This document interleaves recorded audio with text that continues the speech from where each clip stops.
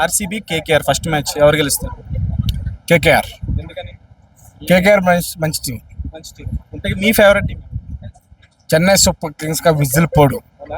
తలా ధోనియా? తలా ధోని, తర్వాత సన్ రైజ్ హైదరాబాద్. అంటే ప్రతిసారి లాస్ట్ అంటారు, ఇంకా ధోని అని అలా అంటూనే ఉంటారని ట్రోల్ చేస్తున్నారు ఆర్సీబీ వాళ్ళు. అదేం లేదు, ఎప్పటికీ ధోని తగ్గడు. 50 సంవత్సరాలు వచ్చి ఆడుతూనే ఉంటాడు. అవునా? ఓకే. సో ఆర్సీబీకి ఎందుకన్నా కప్పలేదు? ఆర్సీబీ టీం సరిగ్గా ఉండదు. వాళ్ళు ఉంటారు కదా 4 హిట్టర్స్, వాళ్ళు ఇద్దరు అవుట్ అయినా ఇద్దరు ఆడలేరు. స్టాండర్డ్ ప్లేయర్స్ ఉండాలి. కోల్కతాకి, చెన్నైకి స్టాండర్డ్ ప్లేయర్స్. వాళ్ళు ఏంటంటే స్లోగా నీట్గా 1 by 1 బాల్ టు బాల్ జాగ్రత్తగా ఆడుతూ ఉంటారు. వీళ్ళందరూ ఆర్సీబీ అంత హిట్టర్స్ ఉంటే ఎక్కువ ఉంటారు.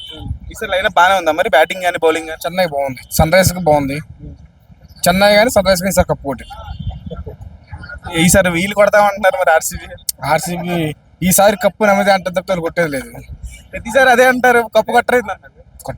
సన్ రైజ్ హైదరాబాద్ అంటే సాలిడ్ రీజన్ ఏమై ఉంటుంది అనుకుంటారు మీరు? నెలగా ఐపీఎల్ చూస్తున్నారు కదా, వాళ్ళకి ఎప్పుడు బెంగళూరు టీం కి ప్రాపర్ బౌలింగ్ లైనప్ ఉండదు, ప్రాపర్ బ్యాటింగ్ లైనప్ ఉండదు. అయితే అది మైనస్, ఇది మైనస్, రెండు మైనస్లే. స్ట్రాంగ్ ఎప్పుడు ఆల్వేస్ గా starting from IPL onwards. Chennai ఎప్పుడు టీం బాగుంటుంది, ముంబై బాగుంటుంది. ఈ రెండు టీమ్స్ అన్ని బ్యాటింగ్ విభాగంలో, బౌలింగ్ విభాగంలో ఎప్పుడు స్ట్రాంగ్ గా ఉంటాయి. అంటే ఇప్పుడు హైయెస్ట్ స్కోర్ ఆర్సీబీది పోయినసారి ఎస్ఆర్హెచ్ కొట్టినట్టుంది కదా, 280 తీరినా సంథింగ్ ఎంతో. మరి దాన్ని ఈసారి ఏ టీం బీట్ చేస్తుంది? ఎస్ఆర్హెచ్ బ్యాటింగ్ లైఫ్ స్ట్రాంగ్ గా ఉంది.